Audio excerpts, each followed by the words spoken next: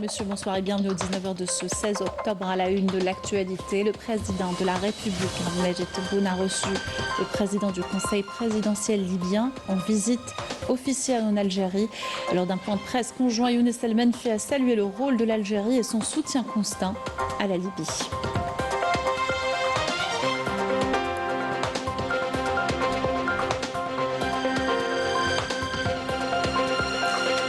Le président de la République a reçu le président de la Banque africaine d'import-export, Bénédicte Orama. Nous l'écouterons tout à l'heure. La présidente de la République de l'Inde, Droupadi Murmu, a quitté Alger ce matin après une visite d'État de 4 jours en Algérie.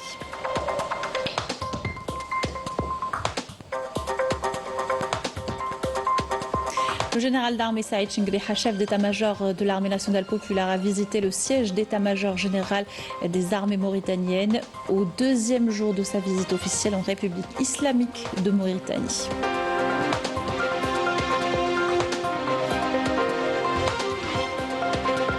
Clôture d'une APEC 2024 avec un accent mis sur l'hydrogène vert et les potentialités de l'Algérie qui se dirige vers la production et l'exportation de cette matière. Les détails dans ce journal.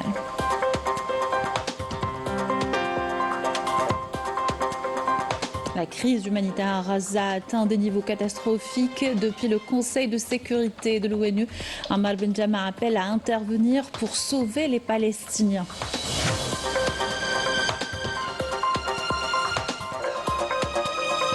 Et découverte, pour finir notre édition, d'une nouvelle discipline introduite en Algérie, le yoga fly ou le yoga aérien qui attire beaucoup de femmes. Reportage dans ce journal.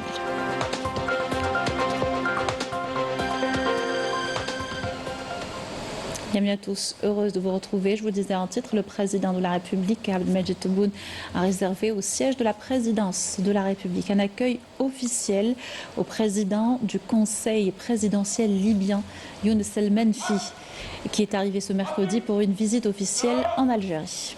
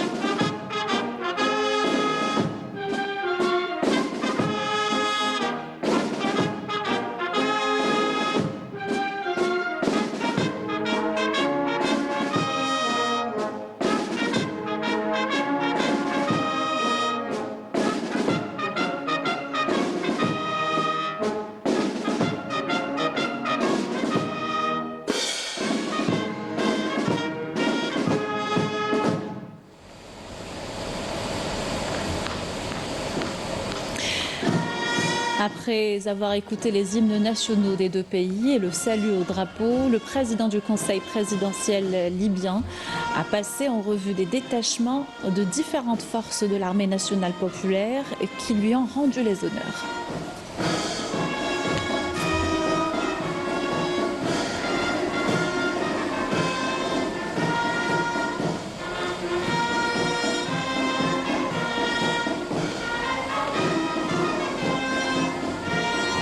L'hôte de l'Algérie a ensuite posé pour une photo souvenir avec le président de la République devant la presse nationale et étrangère. Le président de la République et l'hôte de l'Algérie ont par la suite salué les membres des délégations des deux pays. Et par la suite, le président de la République, Abdel Medjid Tebboune, s'est entretenu en tête-à-tête avec le président du Conseil présidentiel libyen, Younes El Menfi.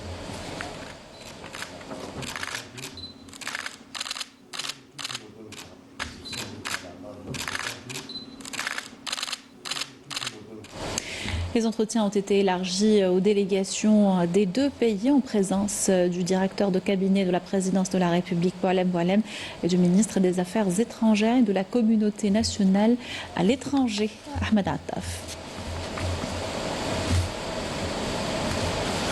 Le président de la République, Abdel Medjid Tebboune, a remis au président du Conseil présidentiel libyen une invitation pour les festivités commémoratives du 70e anniversaire du déclenchement de la Révolution de libération nationale.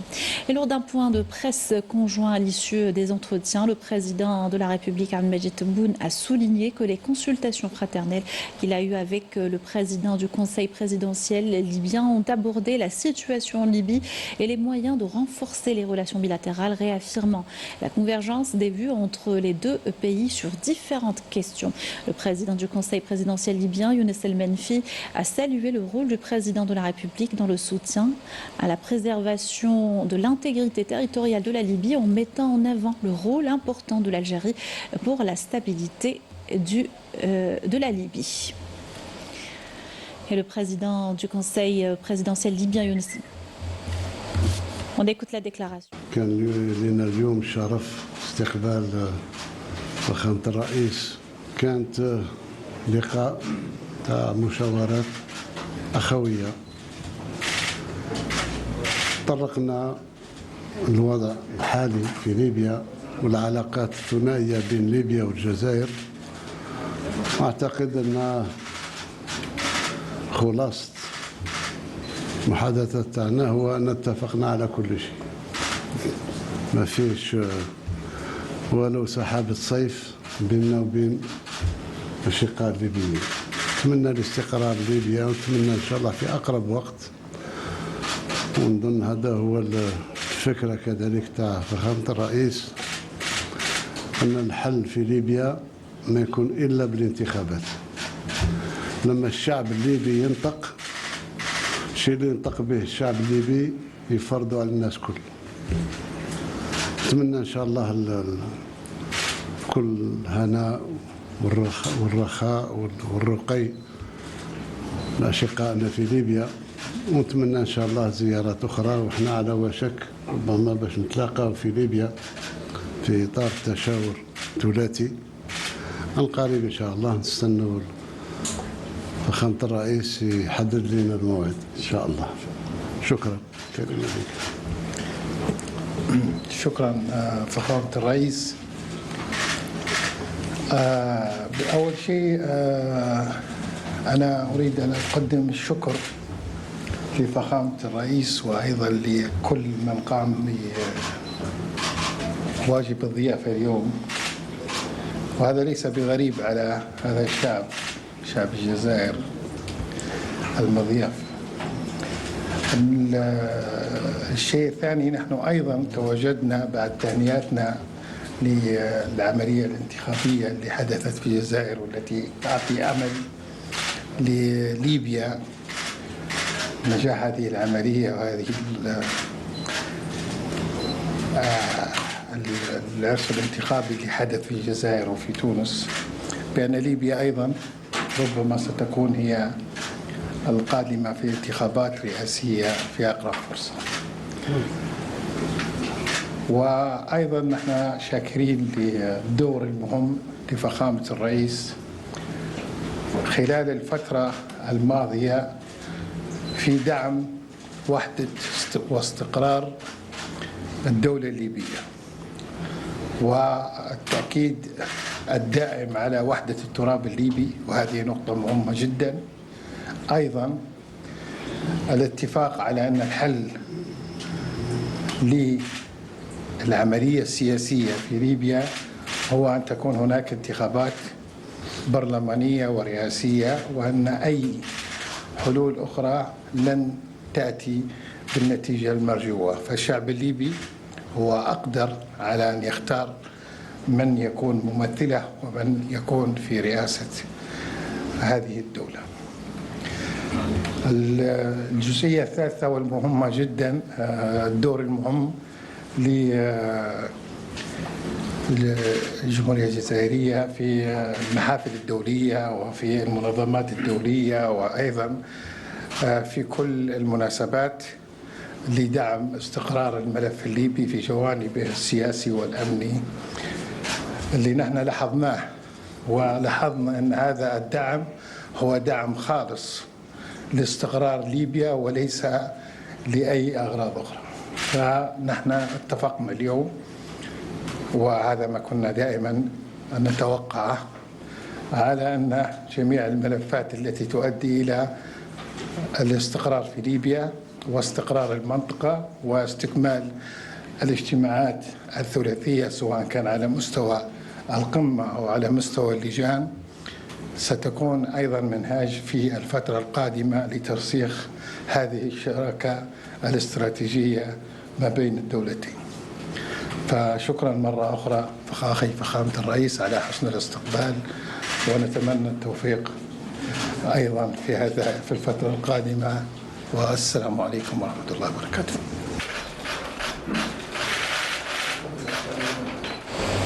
Le président du Conseil présidentiel libyen, Younes El Menfi, a quitté Alger cet après-midi. Il a été salué à son départ à l'aéroport international Houari Boumediene par le Premier ministre Nadine El-Arbaoui et le ministre des Affaires étrangères et de la communauté nationale à l'étranger, Ahmed Attaraf.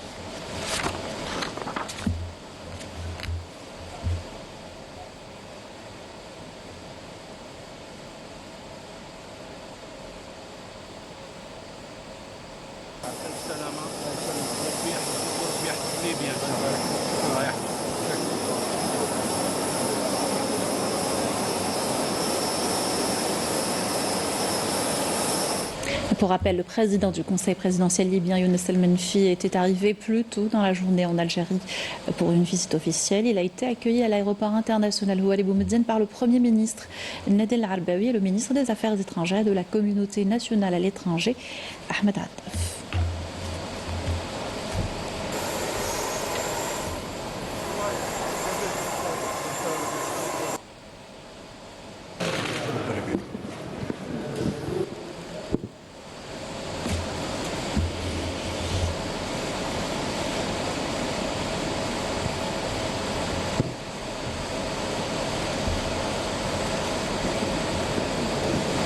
Voilà pour cette visite du président du Conseil présidentiel libyen en Algérie. Le président de la République, Abdelmajid Tebboune, a reçu également ce mercredi le président de la Banque africaine d'import-export, Bénédicte Orama. L'audience s'est déroulée en présence du directeur de cabinet de la présidence de la République, du ministre des Finances et du gouverneur de la Banque d'Algérie.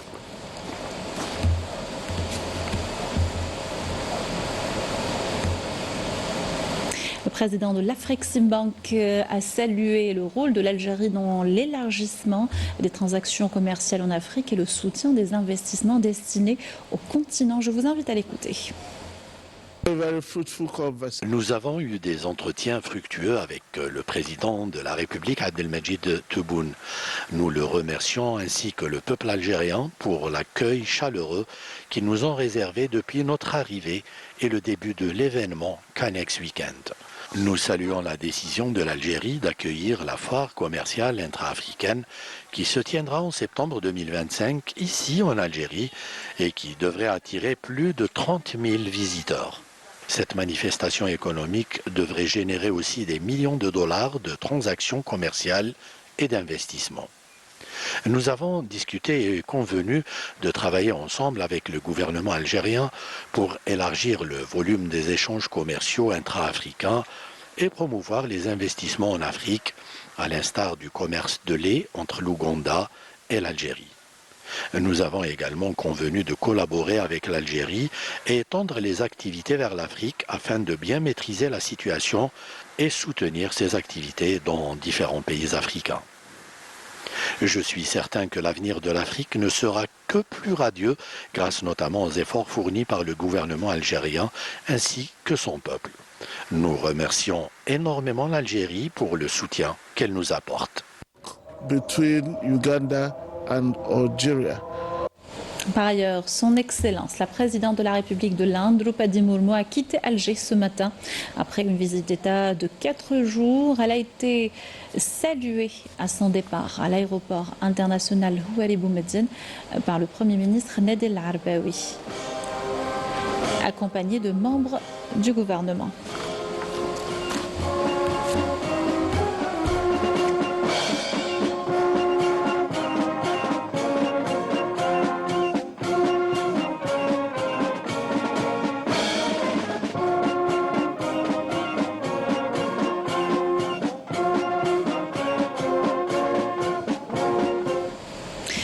Dans l'actualité, au deuxième jour de sa visite officielle en République islamique de Mauritanie, à l'invitation de son homologue mauritanien, le général d'armée Saïd Chengriha, chef d'état-major de l'ANP, s'est rendu au siège de l'état-major général des armées mauritaniennes où il a été accueilli par le général de corps d'armée El-Mokhtar Bella Cha'ban. Walid Youssef pour les détails.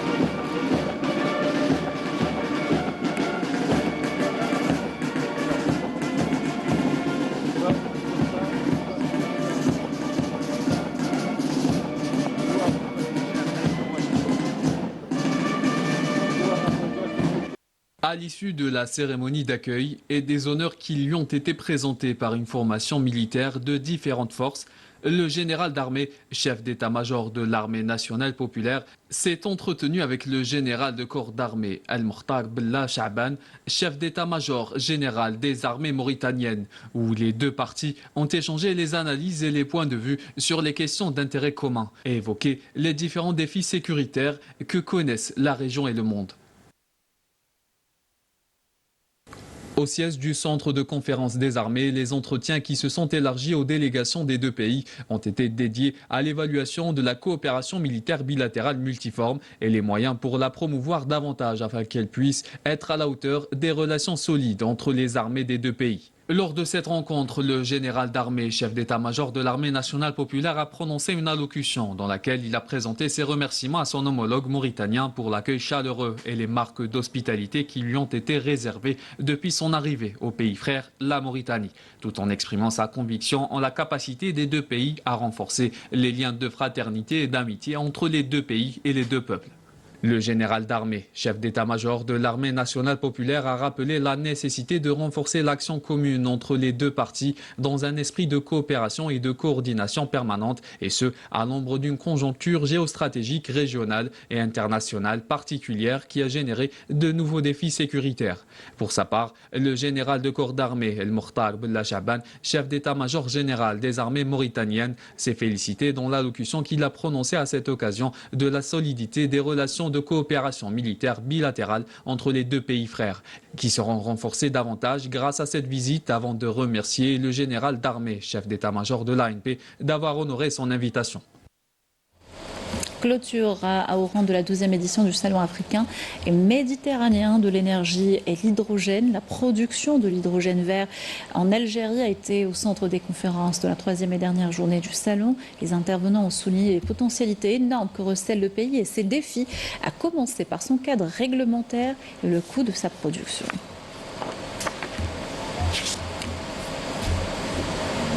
Et dès le premier jour du salon, un mémorandum d'entente a été signé en marge pour le projet South 2 Corridor portant sur l'étude de viabilité et rentabilité. Il s'agit de produire de l'hydrogène vert en Algérie et approvisionner le marché européen avec l'implication de 4 entreprises européennes, la Sonatrach et la Sonelgaz. Un projet extrêmement prometteur, nous dit Holia Djardjar, Majda Jahmoun et Salim Melouh. La transition énergétique constitue une pierre angulaire de la dynamique économique mondiale. En effet, la recherche de sources d'énergie propres et renouvelables est devenue un défi majeur pour les industries à l'échelle internationale. En Algérie, l'hydrogène vert prend une importance croissante dans le cadre du mix énergétique, s'imposant comme un enjeu stratégique de l'avenir. Algeria aims to be a big player. L'Algérie ambitionne de jouer un rôle majeur dans l'approvisionnement de l'Europe en hydrogène vert. Les besoins en cette énergie dans ce continent dépassent les 10 millions de tonnes par an.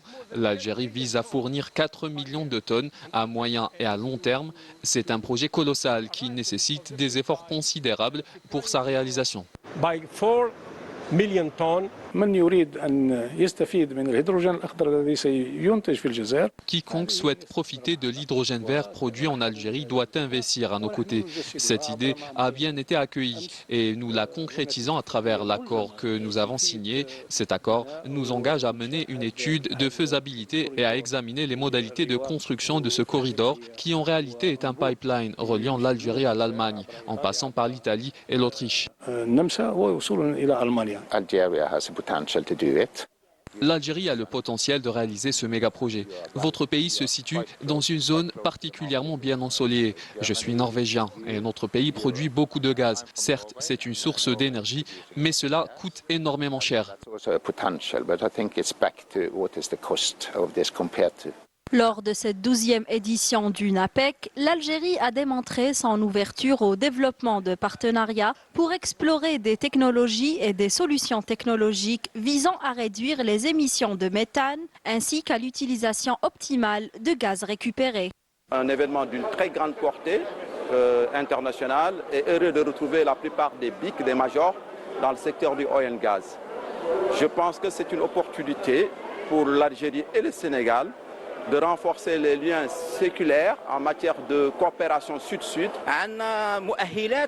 Nous avons les capacités et le potentiel pour réaliser des projets de cette importance en Afrique.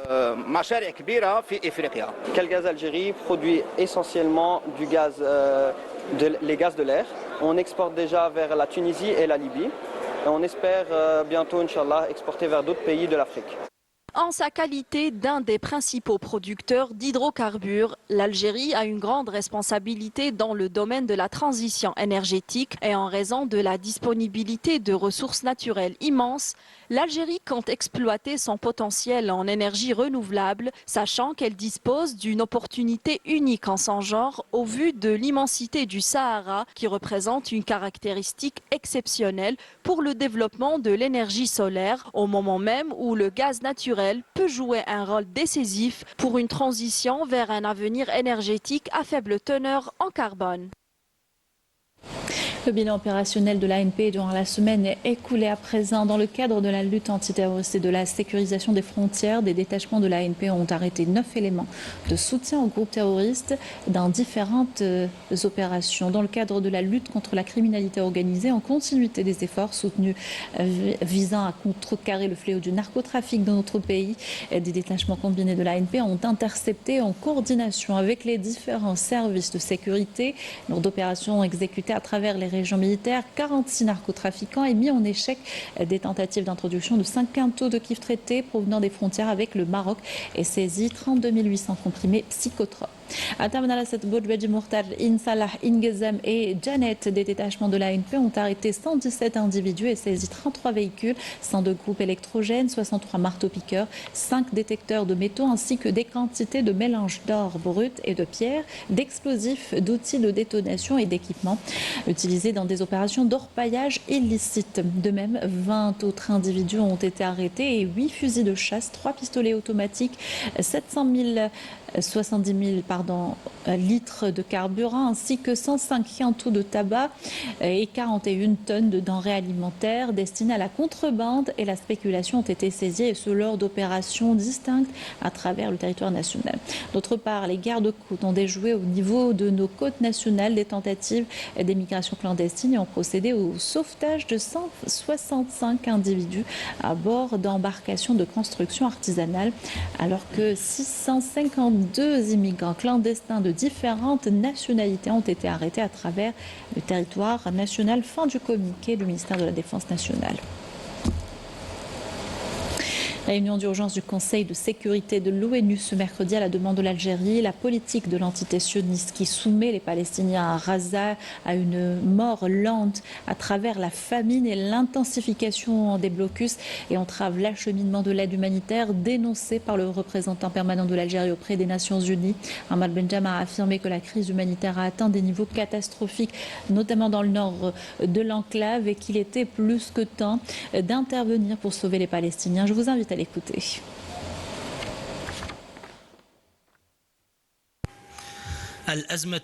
La crise humanitaire dans la partie nord de la bande de Gaza a atteint des niveaux catastrophiques. L'autorité d'occupation ne se contente pas seulement de bafouer le droit international, mais elle va à l'encontre de toutes les valeurs humaines.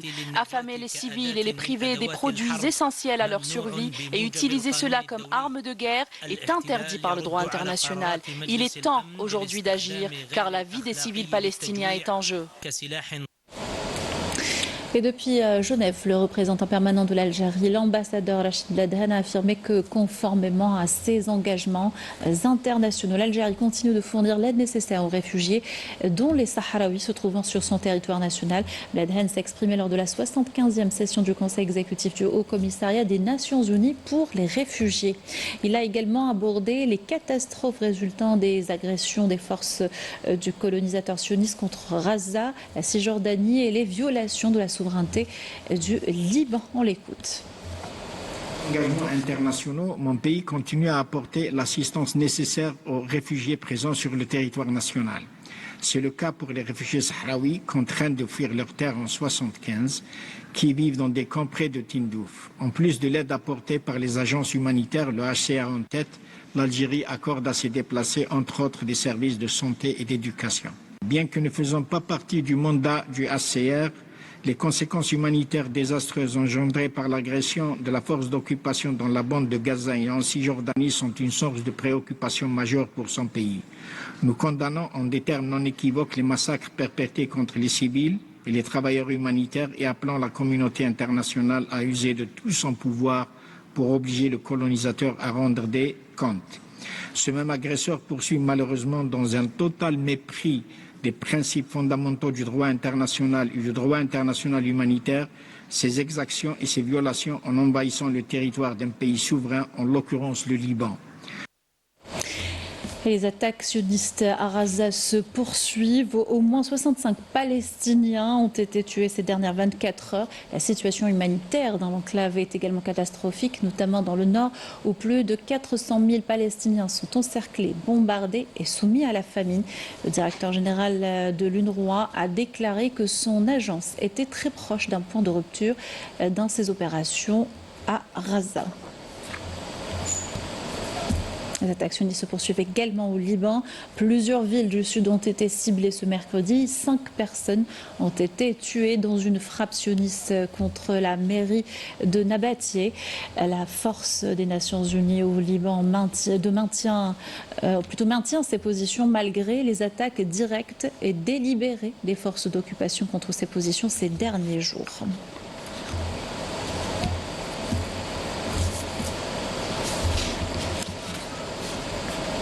Retour dans le pays. On termine notre journal avec un peu de légèreté. C'est le cas de le dire puisqu'on vous fait découvrir le yoga fly ou le yoga aérien, une discipline qui nous vient de Bali, là où la coach qu'on vous présente ce soir a fait ses classes. Yasmine a ouvert le premier studio de yoga fly du pays. Reportage de Badia Amardi.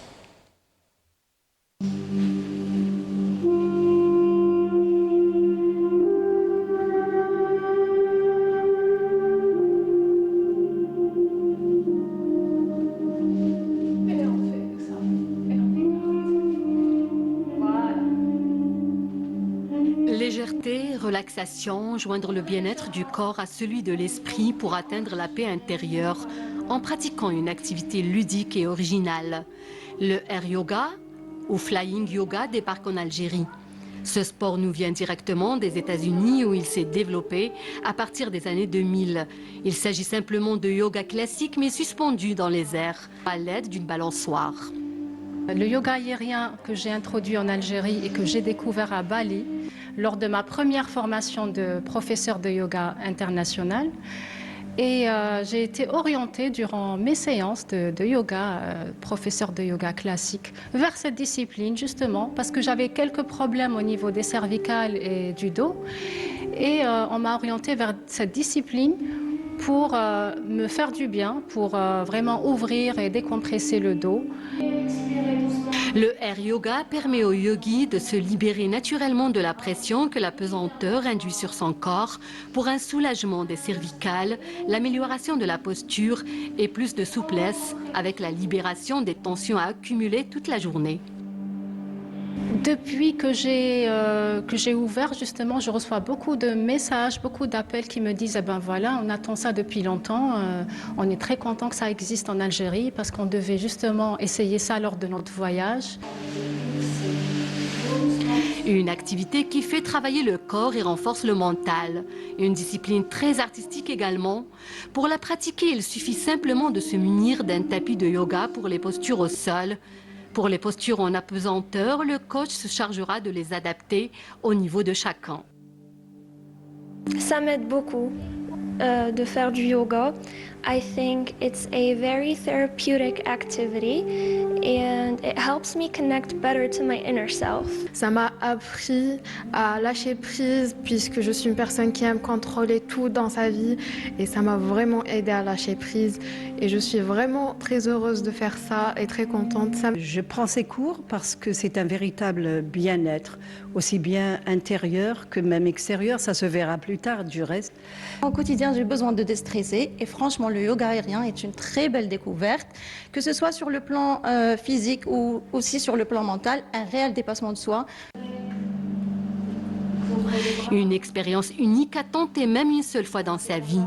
Libérez votre énergie et laissez-vous emporter. Le yoga aérien vous permettra de recueillir l'instant présent sans chercher à le maîtriser. Bravo.